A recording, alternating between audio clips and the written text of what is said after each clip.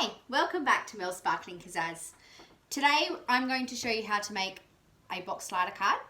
So this is the finished product. I did one to show you. Now all the stamps that I've used on this one are from our Oasis, Coastal Oasis set. So the wonderful thing about this is that it posts flat. So it slides into something really flat so that you can post it, send it in the post, and then all you have to do is slide it down into a box shape. So, and obviously you can just neaten that down so it sits nice and flat. So really easy today, guys. I'm going to show you how to do that one, and yeah, then you can have some fun with decorating and creating your own. It doesn't matter how wide you make it. It can be as wide as you like. Today I've made mine 4.5 inches wide.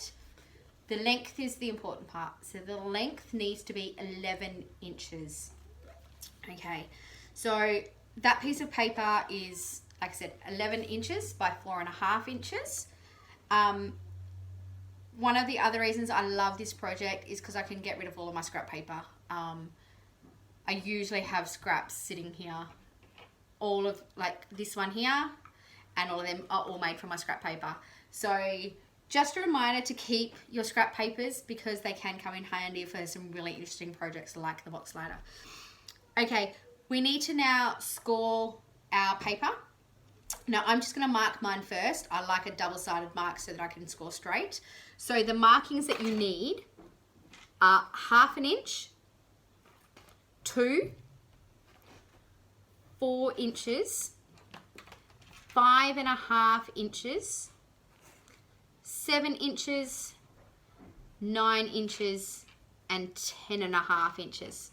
So I'll just say that again while I mark the bottom. So we're 1/2 inch, 2 inches, 4 inches, 5.5 inches, 7 inches, 9 inches, and 10.5 inches. Now when I'm scoring, I use our paper trimmer so that I can line it up in the grooves and get a really nice straight score line.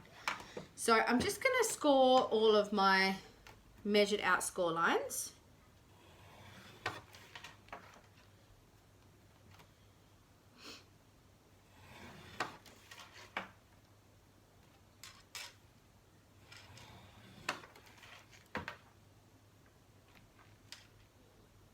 Now when you're using the paper trimmer and a bone scorer to do your scoring, line your marks up with the top of the groove, and that way your groove will actually be on par.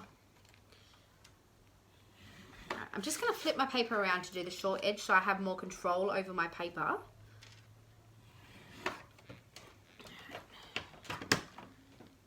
Obviously remember when you're using the paper trimmer not to slide it. I have been known to do that a few times. Okay, so we just want to fold down all of our score lines.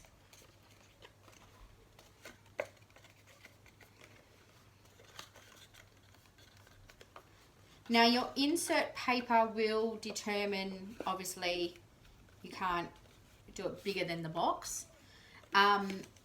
My insert paper today is 7.5 inches by 4. So I've just taken off 1/2 inch from the box to make my insert. Okay, so now we have what looks like a funky little shape. On our 4th score line from the top is where we make our incision hole. So 1, 2, 3, 4. I find it easier just to stick my paper down so I'm getting that exactly right. And I'm just going to mark just past the edge. I'll show you what I mean. I'm going to mark just past, so I'm giving it just an extra little smidge of my insert paper so that it will slide easy.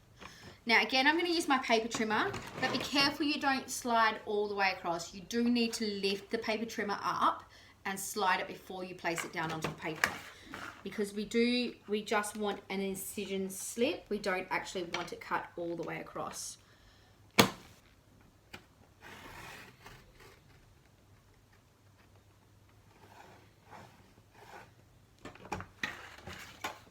So there, as you can see, there's a nice little hole there.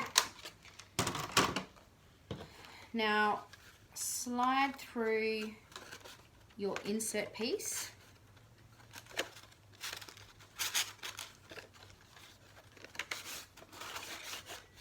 Okay. And we're going to put double-sided tape on each of the tabs.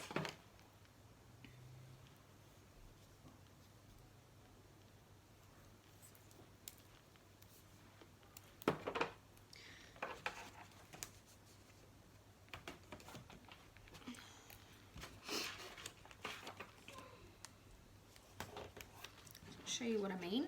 So you have the insert and you have them both facing the middle. Okay. Now we're going to stick the edge of the insert onto our tabs, and that will help the insert to slide up and the box to form. So we're going to get our insert and we're just going to do edge to edge. You want to make sure that edge there sits flush, otherwise it's not going to sit flat.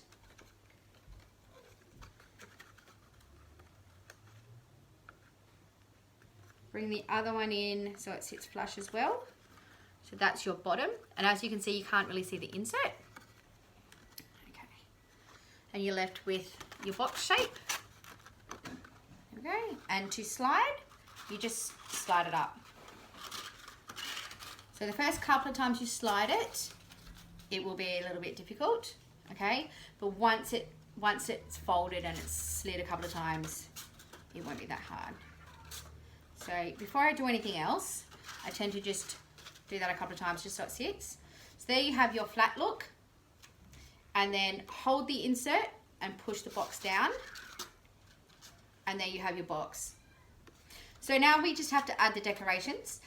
If you're not happy with the length of the insert, you can simply trim it afterwards. As you can tell, there's a bit of a size difference with the two. That was the size that I wanted for this one. If you've got a bigger photo, a bigger stamp, anything that you like, leave it big. So I have already pre-cut and pre-stamped my decorations. So we're just going with a blue happy birthday from the industrial range. So the reason I've done this is because I wanted to show how versatile this card can be. So the one that I showed you earlier is obviously suitable for a female, and this one hopefully will be more male super. So you just want to stick that on the front. Now you can either do this in a flat, I want to stick that on my insert. So